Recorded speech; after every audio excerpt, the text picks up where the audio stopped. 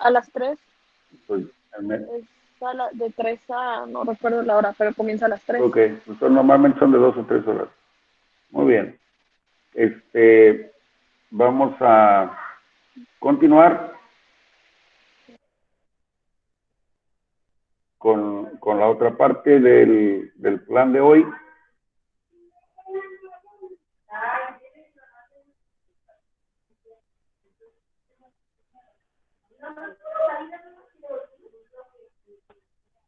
Muy bien. Estamos viendo ahí esa transparencia en donde ahora vamos a buscar cómo organizar la visita a la granja para hacer el diagnóstico. Hacemos una diferencia entre, o mejor dicho, amplificamos el sistema de revisión de los datos clínicos para generar una historia clínica enfocada a problemas, en donde tenemos nosotros que ampliar la visión de una manera global para tener decisiones más adecuadas y precisas a cada uno de los problemas. Tenemos esta conocida triada en donde el círculo negro es nuestro huésped, el cerdo en este caso, el círculo, no sé, amarillo que está ahí, se refiere a los agentes, que serían virales, serían bacterianos, parasitarios o inclusive no infecciosos. A veces en las granjas muchos de los problemas que se exacerban no necesariamente es porque tengamos bichos ahí metidos en los animales, sino que eventualmente por el sistema de explotación nosotros generamos que los animales tengan más o menos susceptibilidad a lo que tenemos dentro de la granja o en el medio ambiente. Por ejemplo, para el tema del análisis del sistema, debemos de pensarlo así, en forma de sistema, porque hay varias componentes que nos van a agravar el, el proceso, el sistema, de tal suerte que esto nos genera enfermedad.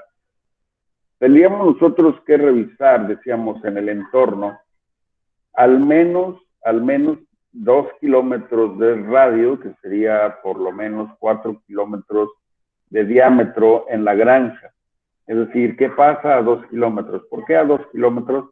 Porque de forma natural, algunos agentes virales, bacterianos, parasitarios, pueden llegar en un lapso de esa distancia, viajando de acuerdo a la humedad, la temperatura, la velocidad del viento, y va a transportar de un lugar a otro, de una granja a otra, alguna problemática, ¿no? Por ejemplo, algún leptospira, salmonela, no lo sé.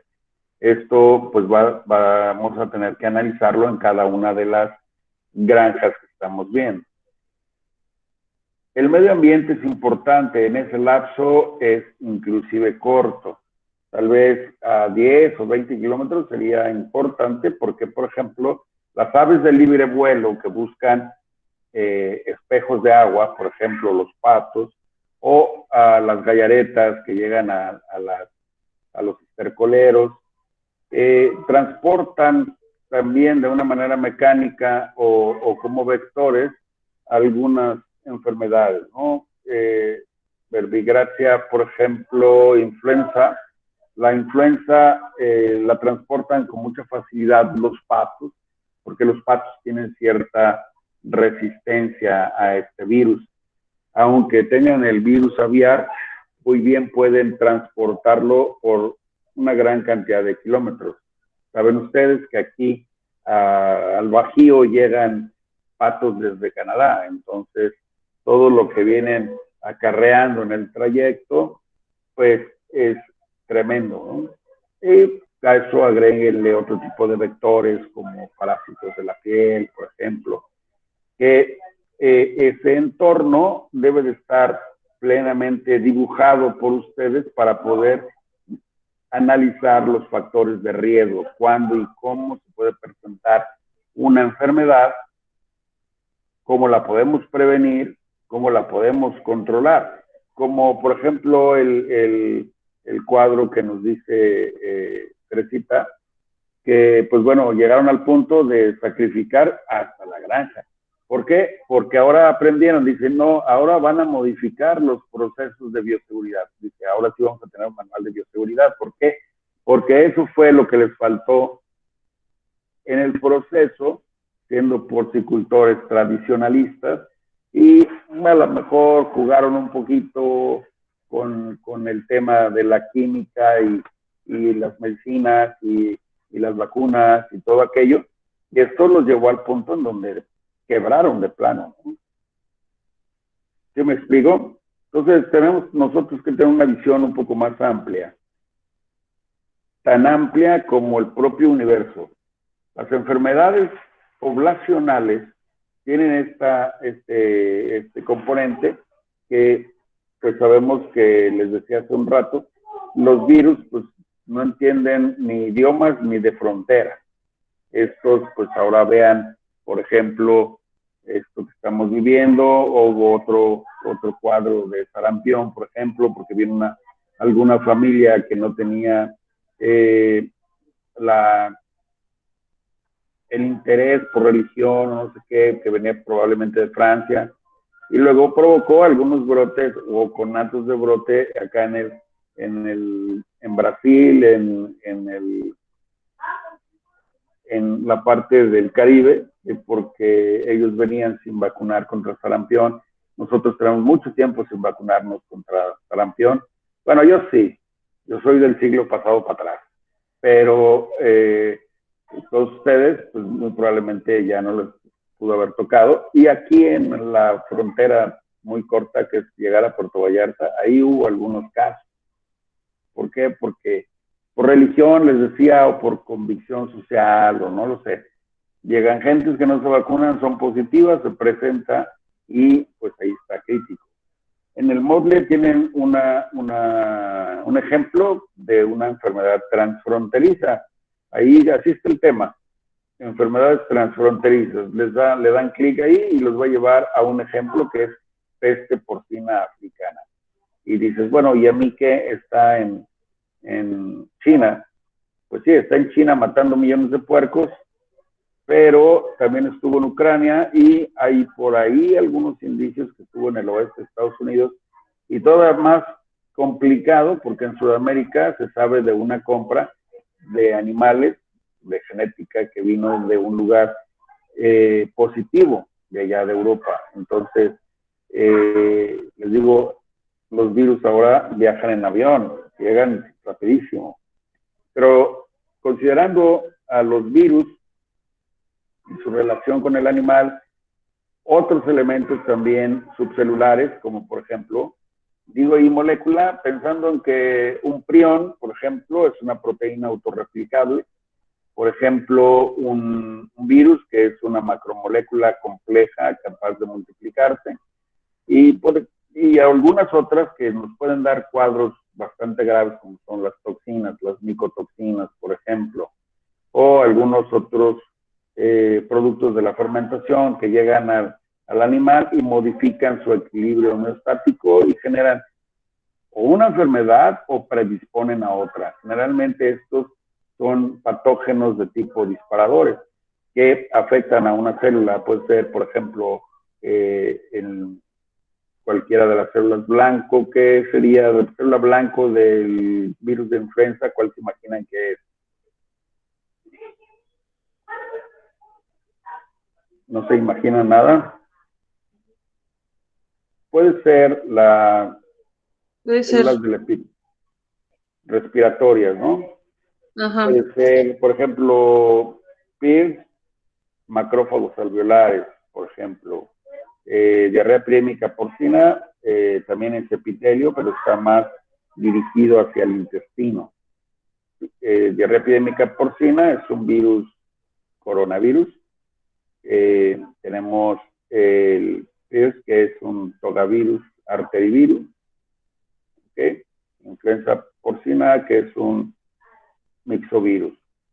Bien, el afectar una célula, entendemos que luego enseguida se afecta un tejido, posteriormente un órgano, y esto ya forma una falla que se genera un desequilibrio en la homeostasis del animal, y esto significa enfermedad. Pero ahí no para todo, ya que tenemos el animal afectado, viene que convive en un espacio suficiente, y esto pues me va a generar un problema a nivel de corral o jaula por el contacto directo, ya que los patógenos se liberan por cualquiera de los agujeros naturales y el otro los va a tomar por vía nasal, oral, y se va a contaminar también. Finalmente, esto genera una complicante en un área de la granja o en toda la granja, según el tipo de patógeno y las células. Blanco de estos, también la habilidad zootécnica, la edad y como esté nuestro calendario de vacunación, tendremos una biodispersión a un área o a una región. Por eso me interesa que podamos saber qué es lo que está pasando en el vecindario, qué hay a 2 kilómetros. Pues que tengo, no sé, una olla de agua de lluvia, y ahí en esa olla de agua de lluvia, garantizado que va a haber aves acuáticas, garantizado que si tengo un granero por ahí cerca, voy a tener aves de libre vuelo que están llegando ahí. Y las aves de libre vuelo, por ejemplo, las huilotas, o por ejemplo, no sé, torcasitas o algo así, que no vuelan muy lejos, sin embargo, son capaces de arrastrarse un patógeno como erisipela, Erisipelotris russopatiae, de una granja a otra, en un lapso de 2-4 kilómetros, tranquilamente. Los tordos que van, a veces tenemos nosotros alrededor de la granja, tenemos siembras de sorgo, de otro grano, maíz, no sé, y los tordos van de cultivo a cultivo, si los han visto, ¿no? Que parecen una nube, son maravillosos y tienen un vuelo muy interesante. Pero se van moviendo de un lugar a otro y van a poder arrastrar patógenos, y estos son problemas que se pueden generar en la granja. Por lo tanto, necesito conocer el entorno, la periferia, el área, la región, para irme a entender lo que es el país, y ahí es en donde hablábamos de las enfermedades transfronterizas. Por ejemplo, que tenemos ahí en su módulo el peste porcina africana, que nosotros somos libres de ese virus. Es un arterivirus, perdón, es un iridovirus. Está pues combinado a otras áreas del mundo. Para nosotros es exótica, es una enfermedad transfronteriza. ¿Okay? Tenemos otro tipo de enfermedades que pueden ocurrir en el entorno cuando ya tenemos, por ejemplo, ahorita 6 años de ser libres de aullez y fiebre porcina, que está erradicado, ya no se vacuna inclusive, pero salva sea la hora, Dios nos proteja. Ya no tenemos en esos animales, de la actualidad, ya no tenemos memoria inmunológica. Las células de memoria ya no reconocen ese patógeno. Por lo tanto, si por alguna razón llegare alguno de estos patógenos o ambos patógenos a una granja, se va a provocar otro brote muy intenso. Y esto porque ya no tenemos capacidad de respuesta, porque la memoria de que nos dejó la vacuna ya no existe. Luego entonces esta la colocamos en una clasificación que es una enfermedad reemergente. Entonces tenemos enfermedades transfronterizas, hablando de complicaciones regionales, hablamos de enfermedades emergentes y enfermedades reemergentes. Para ello, tenemos nosotros que establecer una estrategia de control y, por ejemplo, medir los factores de riesgo. ¿Sí? Para medir los factores de riesgo, prevenir que pueda tener yo algún problema de ese orden. ¿Alguna pregunta hasta aquí? No, profe. Bien. No, parece que no. Ok. Seguimos entonces con el tema de enfermedades en las poblaciones. ¿Qué es lo que va a pasar normalmente en una granja como primer indicio de que hay problemas? El dueño te va a hablar por qué podría ser. Porque dejaron de comer y entonces en su desempeño ya no están creciendo, ya no están haciendo kilos, el consumo de alimento es bajo. Eso es lo primero que ven y es por lo que le llaman al veterinario a hacer la consulta. Después de esto, se pueden presentar algunos signos clínicos. Pues no sé, puede ser vómitos, puede ser diarrea, tos, secreciones, etcétera. Todo esto nosotros tenemos que redefinirlo a partir de una modificación en el desempeño de los animales, falla reproductiva, por ejemplo. ¿Cuáles son los signos clínicos? Pues llego y me encuentro con que las marranas en la gestación tienen las orejas moradas o que tienen el vientre morado. Esto es como un tipo de cianosis. Encuentro con que hay abortos. Entonces ya puedo estar yo cualificando y ordenando el grupo de signos clínicos por el número de animales. Cuánto encuentro de ese signo en el número de animales que tengo ahí. Y esto me permite estimar el riesgo que puede significar esta enfermedad en la granja, en el área reproductiva, porque, por ejemplo, en esto que les acabo de platicar, es un cuadro muy típico de PRRS, de PIRS, síndrome reproductivo respiratorio porcino, y se presenta ese cuadro ahí, pero ahí no se detiene. Los animales que sobreviven la lactancia se van a dar problemas en el destete. ¿Qué va a haber en el destete? Va a haber neumonía, va a haber predisposición a otras enfermedades y es el mismo virus, solo que en los reproductores afecta de una manera, en los animales en desarrollo afecta de otra manera. En los animales lactantes afecta de una manera crítica, produce mortalidad. Esto, mortalidad muy grave. Hay una biodispersión muy importante, que esa es la parte que tenemos que estudiar bien. Cómo es que cada uno de esos patógenos se comporta dentro de un grupo de animales y cómo es que este comportamiento de transmisibilidad, infectología, pónganlo ahí, tenemos que estudiar bien cómo se comporta, porque eso es lo que me va a permitir analizar los riesgos en función del patógeno con su relación al cerdo. La relación bacteria-huésped, virus-huésped, toxina-huésped, etc. Lo tengo que documentar de una manera adecuada, bien puntual y bien precisa. ¿Qué es lo que ocurre? ¿Qué cambios orgánicos suceden y cómo los puedo yo medir?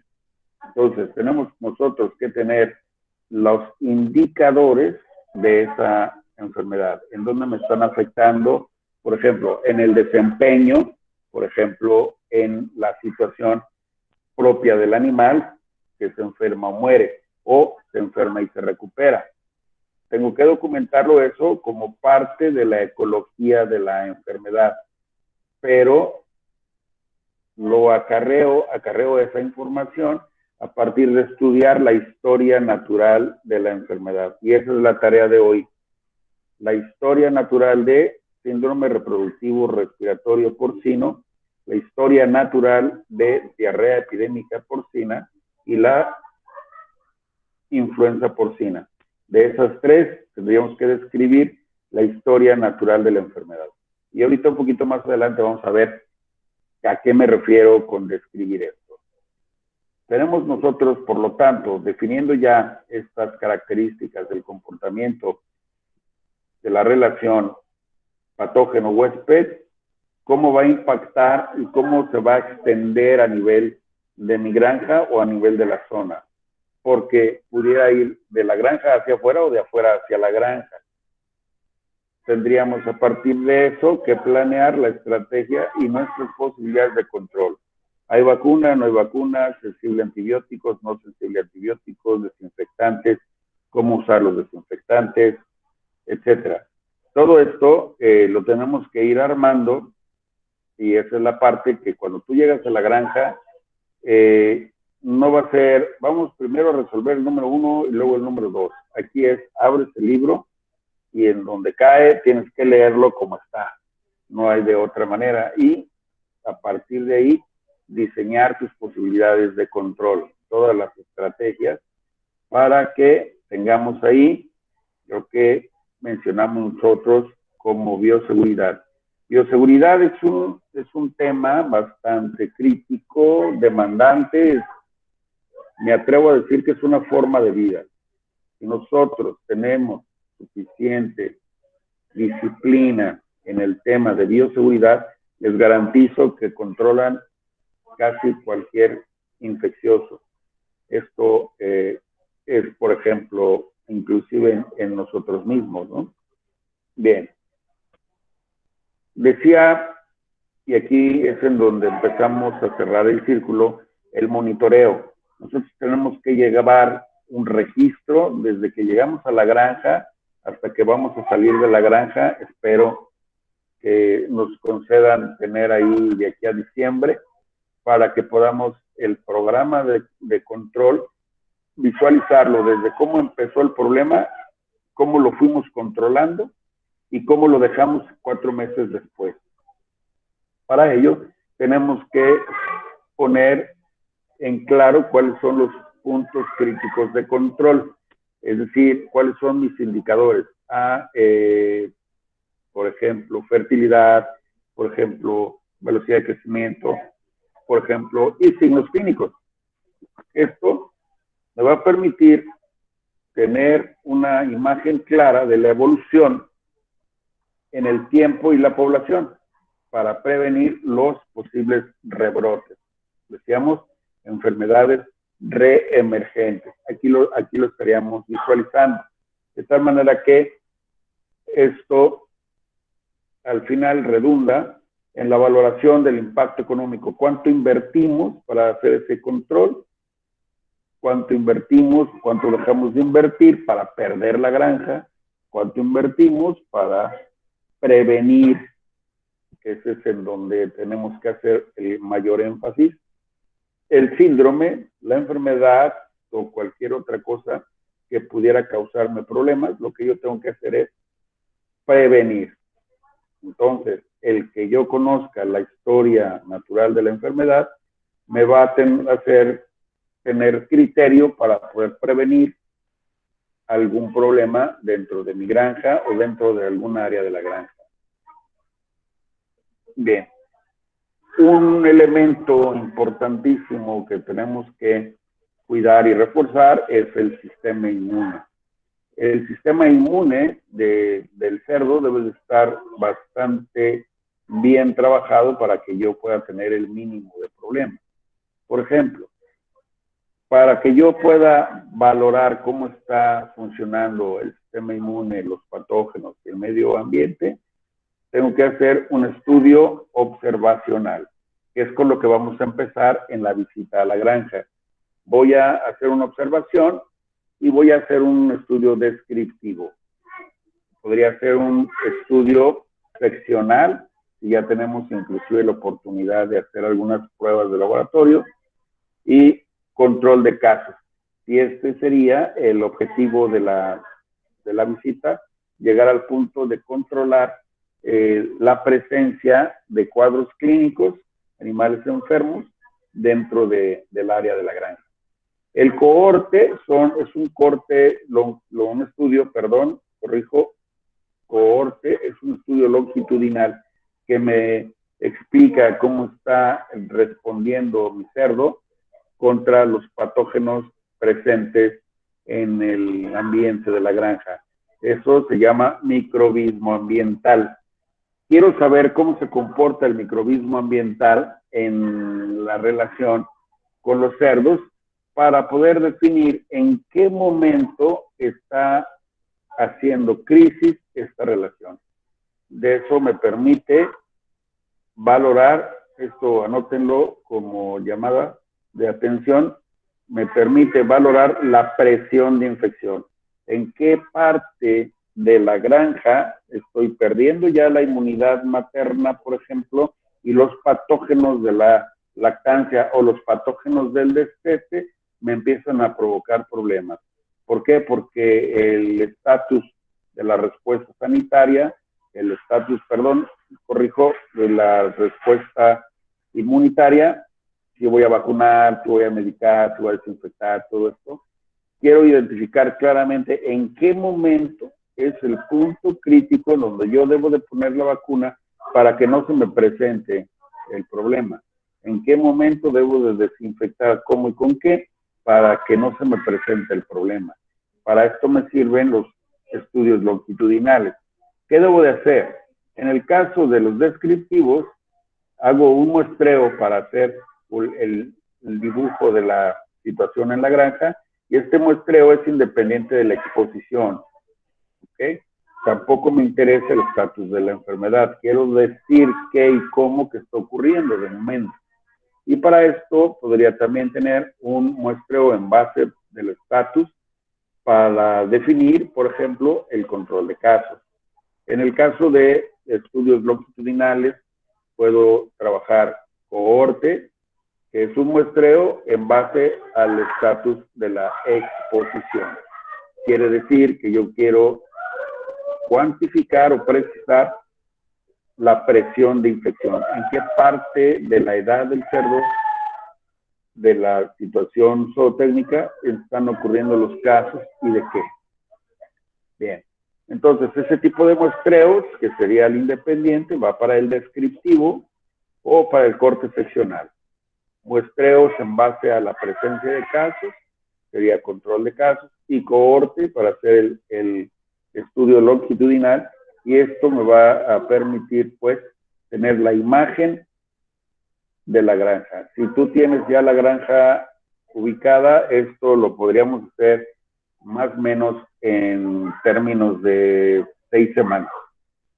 Y a partir de ahí, antes que eso, 2 semanas después de la primera visita al máximo, ya deberíamos de tener algo bien documentado. Pero desde la primera visita tendremos que tener ya visualizado qué podríamos hacer para guiar el diagnóstico. ¿Ok? Entonces, punto muy importante, visita para recabar los datos de esto que estábamos platicando. El siguiente es de que voy a hacer un estudio de intervención. Ok, ya definí la problemática, ya la tengo bien visualizada, ya sé hasta dónde puede llegar este conflicto, y ahora bien, diseño qué es lo que voy a hacer. Puedo hacer grupos aleatorios, tratados, grupos control, esto es cuando es de orden académico, pero cuando es de orden operativo en la granja, lo que yo voy a hacer es definir cómo estaban comportándose, es decir, contra la historia de la granja, cómo estaban comportándose los animales y cómo están comportándose ahora a partir de la medición de esos indicadores, cómo se están comportando con el nuevo manejo que les estoy dando. ¿Ok? Ahí ya está el plan de trabajo, qué es lo que vamos a hacer, cómo lo vamos a hacer, cuándo lo vamos a hacer y quién lo va a hacer. ¿Ok? Aquí vamos a generar ya el plan de trabajo. Tenemos fecha límite 23 de septiembre, revísenlo por favor ahí en el Moodle para que vayamos viendo qué es lo que se va a hacer. Ok, y esto, como buenos estudiantes, como buenos veterinarios, científicos, epidemiólogos, clínicos en cerdos, vamos a generar los estudios teóricos. Entonces vamos a hacer el marco teórico del reporte de caso en esa granja y vamos a través de un modelo matemático, llegar al punto de toma de decisiones. Y entonces decidimos, vamos a hacer esto, vamos a cambiar de vacunas, poner más vacunas, quitar vacunas, no lo sé. Algo vamos a hacer para que la granja esté mejor. Tenemos este detalle porque también me han preguntado, oye, pero no estamos discriminando granjas de traspaso. Y por eso pongo aquí este tipo de conflictos, que el animal tiene más contacto con sus excretas, con sus deyecciones, porque, por ejemplo, el corral donde está no tienen suficientes declives, o lo tienen en un corral, etcétera, tiene contacto con sus excretas. Y los pájaros llegan al comedero, los pájaros van y vienen, como platicábamos en transparencias anteriores. Agréguenle roedores, que también tienen esa posibilidad, y nos van a llevar de gratis Salmonella typhimurium. La Salmonella typhimurium, pues el cerdo la recibe, la procesa, se enferma o no se enferma, pero va a liberarla y la va a tomar otro pájaro y ese lo va a llevar a otro. Cuando los tenemos en libre pastoreo, camping, lo pueden encontrar también como camping, es para documentar este proceso. Los animales, como los que ven ahí en la fotografía, están en contacto con la tierra 100%, y ahí puede estar no solamente salmonela, pueden estar larvas de algunos parásitos, y el comportamiento, de acuerdo al sistema de producción, se va a ver modificado en el criterio que voy a trabajar, tanto para controlar el problema como desde el principio cómo voy a diseñar mi plan de diagnóstico. Ok, esto se transmite a la prole a través de alimento contaminado, a través de cierto tipo de proteínas, por ejemplo, que vienen como el plasma, que a veces incluyen en los alimentos, no sé, harinas de algún carne, algo así. Bien, esto también tiene un comportamiento muy similar, es el mismo ciclo de infeccioso, que es el de Salmonella cholera suiza. Los ponemos aquí en el contexto porque además son zoonóticas. Esto puede matar a un cristiano. Bueno, aunque no sea cristiano, si es humano, lo puede matar una bacteria de esta. Muy bien. ¿Qué es lo que consiste la tarea, pues? Después de esto que estamos platicando, la historia natural de la enfermedad consiste en lo siguiente. Tenemos un animal susceptible. Lo pueden identificar en alguna literatura como naive, el cual va a tener una exposición a un agente infectante. Y este animal susceptible, pues, durante un periodo que es variable de acuerdo a la relación virus-huésped, bacteria-huésped, parásito-huésped, que en un lapso de X tiempo, 3 días, 5 días, 7, 14, 21 días, no lo sé, va a depender de cada uno de estos patógenos, se va a presentar el periodo preclínico. En este periodo preclínico hay biodispersión. El animal no presenta signos, pero sí está liberando el patógeno. Después tenemos un cuadro clínico, que normalmente en las granjas, pues no es un cuadro así como lo leemos en los libros, sino que tiene un rango de complejidad de acuerdo a las comorbilidades que identificamos en la granja. Por lo tanto, necesitamos hacer un análisis físico, constantes fisiológicas, determinar los signos clínicos. Si es factible, hacemos un trabajo en el laboratorio para llegar al punto de diagnóstico. Una vez que tenemos el diagnóstico, desarrollamos la estrategia. El diagnóstico no se resuelve con una prueba, o sea, no quiere decir que si encontré la bacteria ese es el problema. Hay probablemente factores disparadores, probablemente tenga cuadros subclínicos de otras comorbilidades que se están liberando a partir de esos animales que no presentan signos, pero que sí liberan al patógeno. Ok, sigue la secuencia longitudinal y vamos a encontrar animales que se recuperan y luego quedan resistentes. Pero durante un periodo posterior a la resistencia, una vez recuperados, van a seguir liberando sus patógenos y van a seguir contaminando a otros animales susceptibles que están en el mismo corral o en la misma granja. Muy bien. Esto significa que va a haber y luego una falla funcional que puede ser multisistémica, más o menos grave. El animal puede quedar, decimos en el argot de las granjas, queda tocado, es un animal que ya no crece, que se enflaca, no logra los parámetros que buscamos, o bien muere. Eso es lo que vamos a describir de las 3 enfermedades. ¿Quién me las repite, por favor? Yo lo hago. No. Diarrea epidémica porcina, síndrome reproductivo respiratorio porcino, influenza porcina. Ok, muy bien. Esos son los que vamos a hacer. Un estudio y descripción como el que estamos viendo en este cuadro y en este otro, que es un poco más detallado. Aquí definimos, gracias Teresita, ¿verdad? Aquí definimos un punto de horizonte clínico. Vemos los factores, que es medio ambiente, agente huésped, en el triangulito azul, y luego encontramos lo que corresponde el estímulo. El agente ingresa al organismo por algún agujero o por piel intacta o por piel lacerada. De ahí viene un proceso de adaptación, multiplicación, como si hubiera una convivencia entre ellos, pero cada vez gana terreno el patógeno y hay cambios tisulares, decíamos, la célula, el tejido y luego el órgano. Aquí todavía probablemente no vemos signos clínicos, pero decíamos que hay liberación. ¿Es portador o no? Va a depender, pues, del estudio que estemos haciendo para determinar si es o no. Entonces, esto depende de la respuesta y recuperación del hueso. Luego definimos los signos clínicos, que es, puede ser inapetencia, decaimiento, fiebre, no sé, tos, estornudo, diarrea. ¿En qué momento, este que dice ahí horizonte clínico, lo deben de fraccionar en función de tiempo, como una línea de tiempo, días, semanas, meses, y bueno, en el caso de los reproductores aplica años, pero no necesariamente aquí, en el área del ciclo de producción, porque pues, los cerdos antes de 25 semanas ya están en el rastro, ¿no?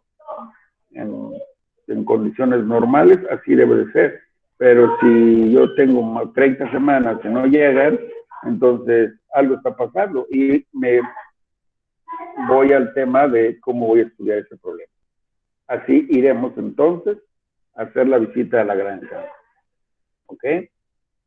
Este tema, causalidad y sus componentes, queda para la próxima